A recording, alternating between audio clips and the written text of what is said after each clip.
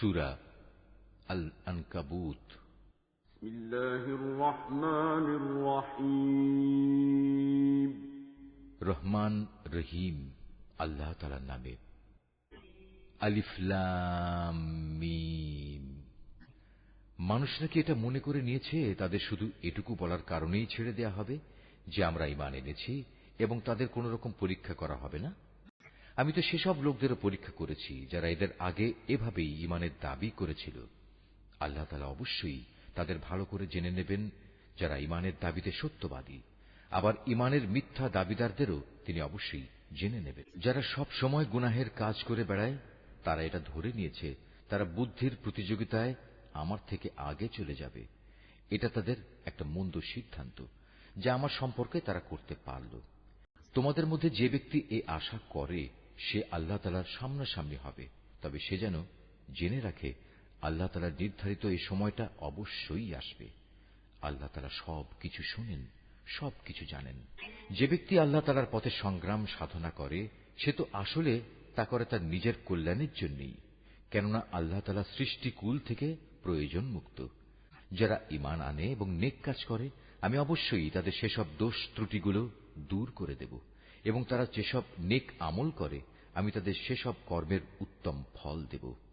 আমি মানুষকে তাদের পিতামাতার সাথে সদ্ব্যবহার করার আদেশ দিয়েছি, কিন্তু যদি কখনো তারা তোমাকে আমার সাথে কাউকে শরীক করার জন্য জবরদস্তি করে, যেহেতু এ ব্যাপারে তোমার কাছে কোন রকম দলিল প্রমাণ নেই, তাই তুমি তাদের কোনো আনুগত্য করো না, কেননা তোমাদের তো আমার কাছেই ফিরে আসতে হবে।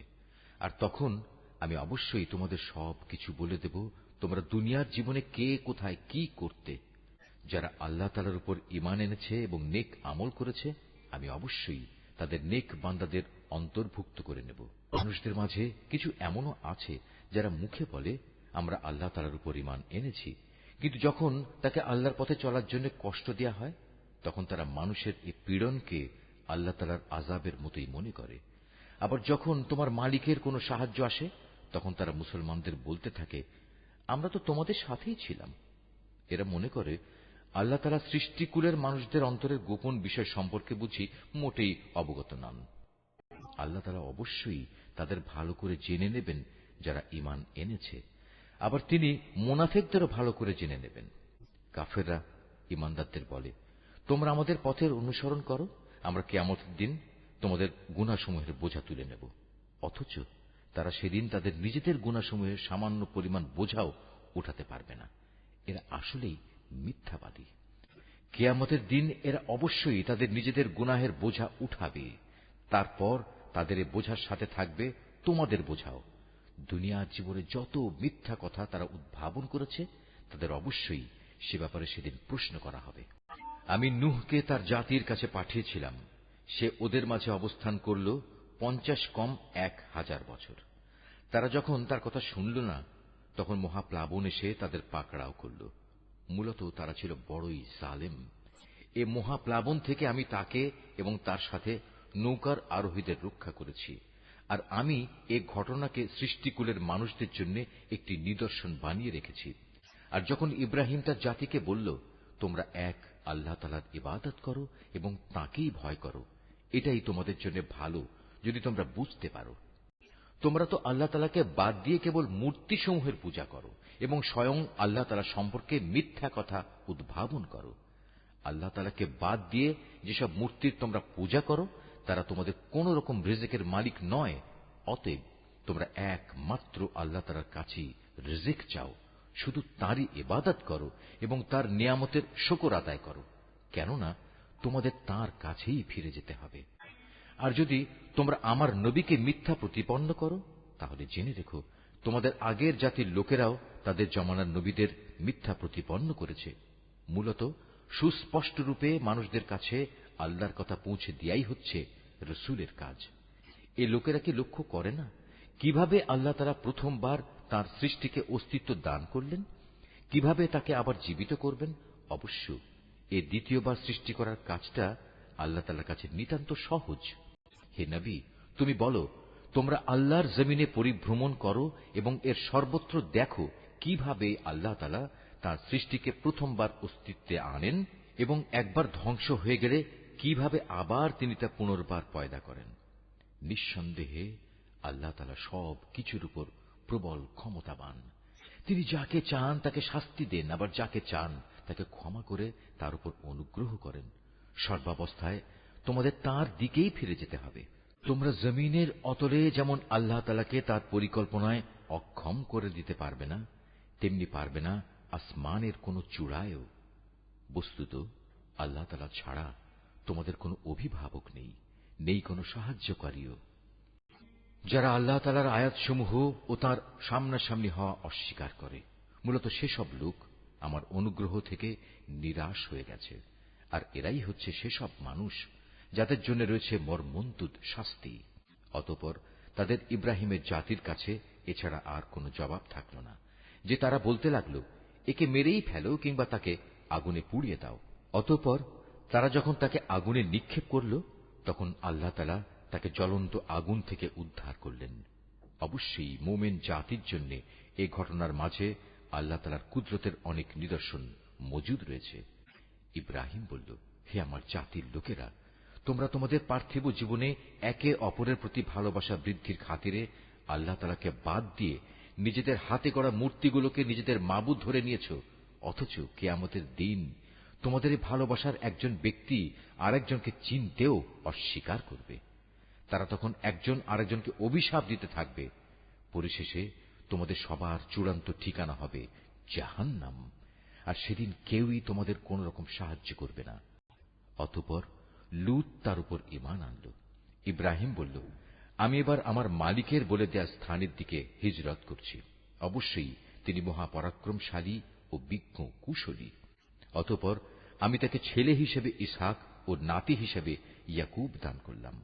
তার বংশধারায় আমি নবুয়ত ও কিতাব নাজিলের ধারা অব্যাহত রাখলাম। নবুয়ত দ্বারা আমি দুনিয়াতেও তাকে পুরস্কৃত করলাম, আর আখিরাতে সে অবশ্যই আমার নেক বান্দাদের দলে শামিল হবে। আর আমি লূতকে তার লোকদের কাছে পাঠিয়েছিলাম, যখন সে তার জাতিকে বলল, তোমরা এমন এক অশ্লীল কাজ নিয়ে এসেছ যা ইতিপূর্বে সৃষ্টিকুলের কোন মানুষই করেনি। তোমাদের এ কি হল? তোমরা কি তোমাদের কামনা বাসনার জন্য মহিলাদের বাদ দিয়ে পুরুষদের কাছে হাজির হচ্ছ, এবং এ উদ্দেশ্যে আল্লাহ তাআলার নির্ধারিত পথ তোমরা প্রকারান্তরে কেটে দিচ্ছ, এবং তোমরা তোমাদের ভরা মজলিসে এ অশ্লীল কাজে লিপ্ত হচ্ছ।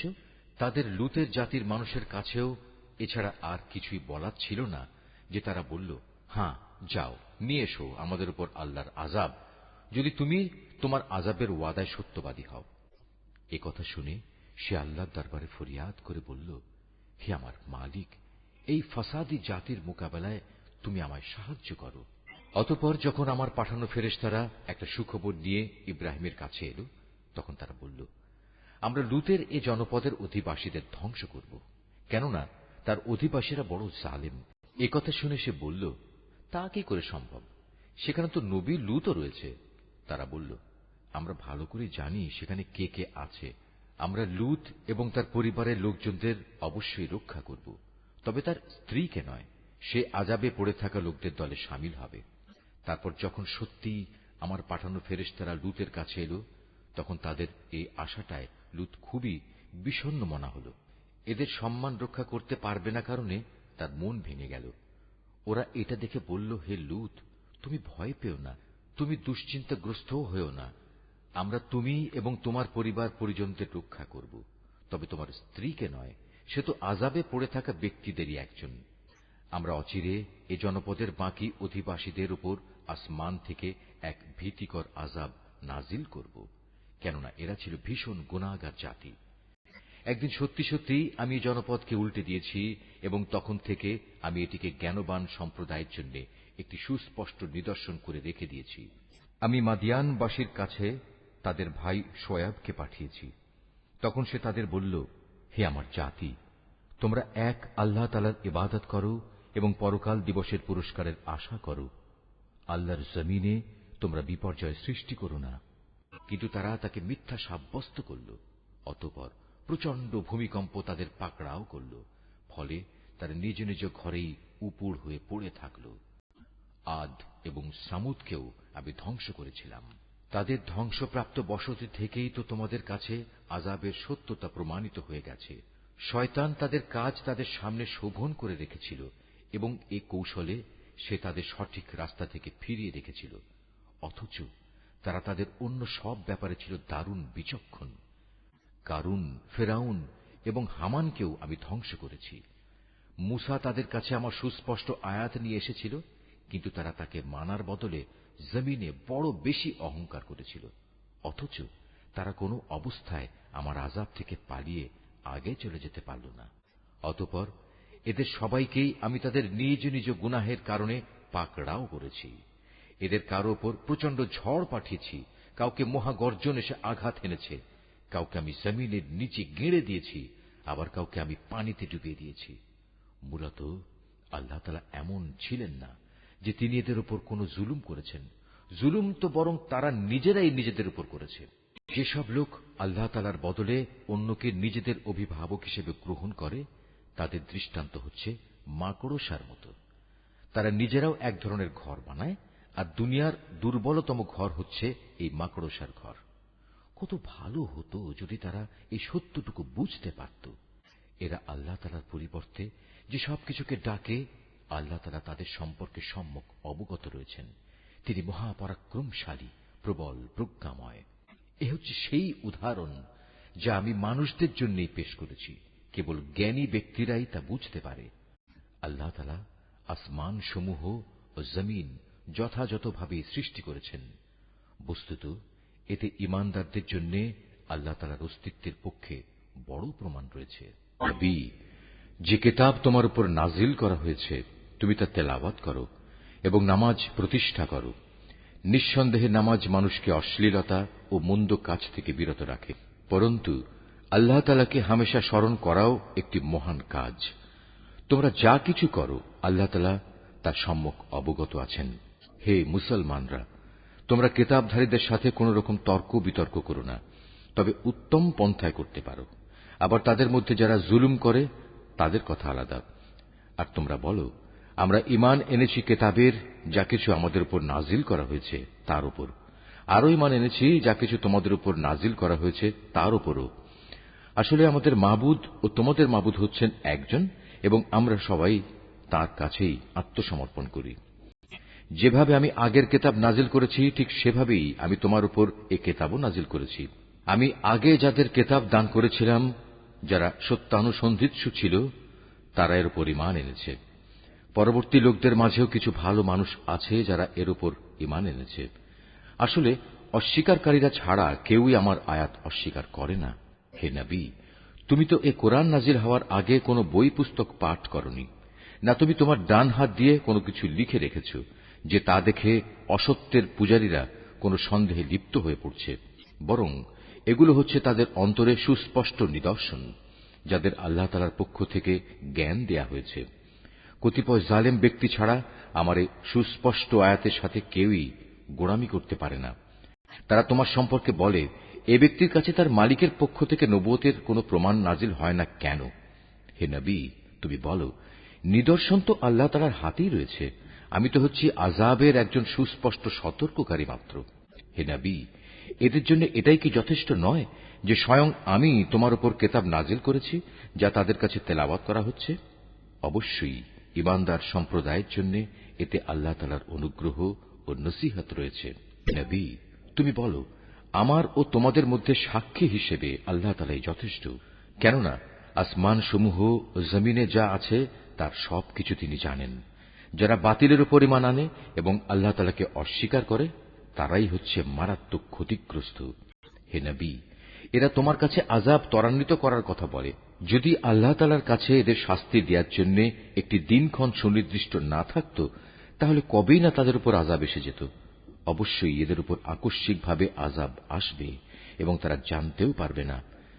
তোমার কাছে এরা আযাব ত্বরান্বিত করার কথা বলে, অথচ জাহান্নাম তো কাফেরদের পরিবেষ্টন করেই নেবে। যেদিন আযাব তাদের গ্রাস করবে তাদের ওপর থেকে এবং তাদের পায়ের নিচ থেকে, আল্লাহ তাআলা তখন বলবেন, দুনিয়ায় তোমরা যা কিছু করতে এখন তার মজা উপভোগ করো। আমার বান্দারা, যারা আমার উপর ঈমান এনেছ, আমার জমিন অনেক প্রশস্ত, সুতরাং তোমরা একমাত্র আমার ইবাদত করো। প্রতিটি জীবকেই মরণের স্বাদ গ্রহণ করতে হবে এরপর তোমাদের সবাইকে আমার কাছেই ফিরে আসতে হবে। যারা আমার উপর ঈমান আনবে এবং নেক কাজ করবে, আমি তাদের জন্য জান্নাতে সুরম্য কোঠা তৈরি করব, যার পাদদেশ দিয়ে ঝর্ণাধারা প্রবহমান থাকবে। সেখানে তারা চিরস্থায়ী হবে। কত উত্তম পুরস্কার এ নেককার মানুষগুলোর জন্য। নেককার মানুষ হচ্ছে তারা যারা ধৈর্য ধারণ করেছে এবং সর্বাবস্থায় নিজেদের মালিকের উপরই নির্ভর করেছে। কত ধরনের বিচরণশীল জীব এ দুনিয়ায় রয়েছে, যারা কেউই নিজেদের রিজিক নিজেরা কাঁধে বহন করে বেড়ায় না। আল্লাহ তাআলাই তাদের এবং তোমাদের নিত্যদিনের রিজিক সরবরাহ করেন। তিনি সবকিছু শোনেন এবং সবকিছু জানেন। হে নবী, তুমি যদি তাদের জিজ্ঞেস করো, আসমান সমূহ ও জমিন কে পয়দা করেছে, সূর্য ও চন্দ্রকে কে কাজে লাগিয়ে রেখেছে, তারা অবশ্যই বলবে একমাত্র আল্লাহ তাআলা। কিন্তু তারপরেও এরা কোথায় কোথায় ঠোকর খাচ্ছে। বস্তুত আল্লাহ তাআলা তাঁর বান্দাদের মাঝে যাকে চান তার রিজিক প্রশস্ত করে দেন, আবার যাকে চান তার জন্য তা কমিয়ে দেন। অবশ্যই আল্লাহ তাআলা সবকিছুর ব্যাপারে সম্যক অবগত আছেন। হে নবী, যদি তুমি তাদের জিজ্ঞেস করো, আসমান থেকে কে পানি বর্ষণ করেছে, অতঃপর কে জমিন একবার মরে যাওয়ার পর সে পানি দ্বারা তাতে জীবন সঞ্চার করেছে, অবশ্যই এরা বলবে আল্লাহ তাআলাই। তুমি বলো, যাবতীয় তারিফ একমাত্র আল্লাহ তাআলার জন্য, কিন্তু ওদের অধিকাংশ মানুষই তা অনুধাবন করে না। পার্থিব জীবন তো অর্থহীন কতিপয় খেল তামাশা ছাড়া আসলেই আর কিছু নয়। আখিরাতের জীবনই হচ্ছে সত্যিকারের জীবন। কত ভালো হতো যদি তারা এ বিষয়টা জানত। যখন এরা জলযানে আরোহণ করে বিপর্যয়ের সম্মুখীন হয়, তখন তারা একান্ত নিষ্ঠার সাথে আল্লাহ তাআলাকেই ডাকে। কিন্তু আল্লাহ তাআলা যখন তাদের মুক্তি দিয়ে স্থলে নামিয়ে নিরাপদ করে দেন, তখন সাথে সাথে আল্লাহ তাআলার সাথেই এরা শরিক করতে শুরু করে, যেন আমি তাদের উপর যা কিছু অনুগ্রহ করেছি তা তারা অস্বীকার করতে পারে, এবং এভাবেই এরা কয়টা দিন দুনিয়ায় ভোগ বিলাস করে কাটিয়ে দিতে পারে। অচিরেই এরা আসল ঘটনা জানতে পারবে। এরা কি দেখতে পাচ্ছে না কিভাবে আমি এ মক্কাকে শান্তি ও নিরাপদ আশ্রয়স্থল বানিয়ে রেখেছি, অথচ তার চারপাশে মানুষদের প্রতিনিয়ত জোর করে ছিনিয়ে নেওয়া হচ্ছে। এরপরেও কি তারা বাতিলের উপর ঈমান আনবে এবং আল্লাহ তাআলার নিয়ামত অস্বীকার করবে? তার চাইতে বড় জালেম আর কে হতে পারে, যে স্বয়ং আল্লাহ তাআলার উপরই মিথ্যা অপবাদ আরোপ করে, অথবা তার কাছে যখন সত্য এসে যায় তখন তাকেই অস্বীকার করে। হে নবী, এমন ধরনের অস্বীকারীদের জন্য জাহান্নামই কি একমাত্র আশ্রয়স্থল হওয়া উচিত নয়? অপরদিকে যারা আমারই পথে জিহাদ করে, আমি অবশ্যই তাদের আমার পথে পরিচালিত করব। নিঃসন্দেহে আল্লাহ তাআলা নেককার বান্দাদের সাথে রয়েছেন।